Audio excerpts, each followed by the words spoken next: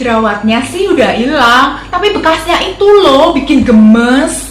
Hai, kembali bersama dengan Dr. Jessica. Welcome back to my channel. Jerawat itu kan ada beberapa jenis dan ukuran ya, dari yang cuma beruntusan seperti komedo sampai yang segede biji jagung atau bahkan lebih besar seperti jenis nodulokistik. Padahal semakin besar jerawatnya, biasanya letaknya itu makin dalam juga dan semakin beresikolah dia untuk membekas. Coba kalau cuma komedo, jarang kan yang bikin bopeng-bopeng. Scar atau bekas luka itu terjadi akibat adanya kelainan saat proses penyembuhan luka jerawat. Jadi jerawat itu kan juga merupakan proses radang yang menimbulkan luka. Nah, kalau penyembuhan lukanya terganggu, jaringan yang dihasilkan ini tidak sebagus jaringan normal dan tekstur dari scar ini jelas beda dengan kulit yang sehat. Semakin luas dan dalam lukanya, semakin lama juga proses penyembuhannya dan semakin rentanlah dia untuk menimbulkan scar atau bekas luka. Makanya jerawat ini jangan dikopek-kopek. Bukan cuma masalah tangan ini kotor ya, habis megang benda-benda terus kita memegang jerawat-jerawat ini dan semakin memperparah infeksinya.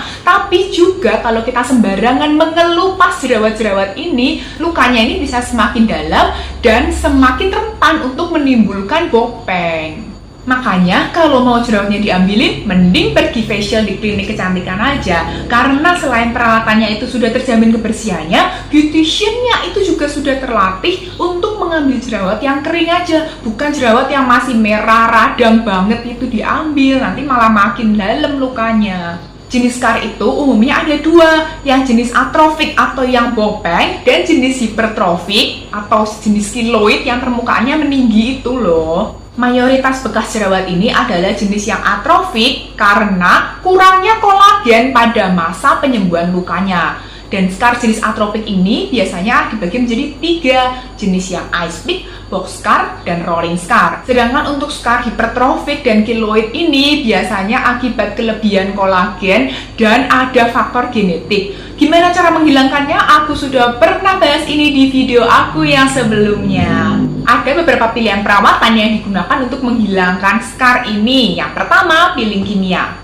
Peeling ini mengelupas kulit yang lama untuk memicu pertumbuhan kulit yang baru. Bahan yang digunakan pun ada bermacam-macam, tergantung seberapa dalam kulit yang mau dihilangkan. Tapi ingat, semakin dalam kulit yang dihilangkan, memang dia bisa menterapi scar yang parah, tapi juga semakin beresiko untuk menimbulkan scar baru karena proses penyembuhannya pun lebih lama dan perawatannya pun lebih rumit. Kedua, ada terapi mikrodermabrasi atau dermabrasi. Ini mirip dengan peeling mekanik seperti scrub yang kulitnya digosok untuk mengelupas sel kulit mati di permukaan sehingga kulit yang muncul kemudian lebih cerah dan mulus. Ketiga, dengan laser. Laser ini biasanya digunakan untuk bopeng yang jenis box scar dan rolling scar. Ada laser yang merusak kulitnya untuk memicu pertumbuhan kulit yang baru, tapi ada juga laser yang cuma memicu pertumbuhan kolagen dalam kulit. Keempat, terapi jarum. Jadi wajahnya ini setelah dibersihkan dan dibius, ditusuk-tusuk dengan jarum tipis. Tujuannya untuk merusak jaringan scar dan memicu pertumbuhan kulit yang baru.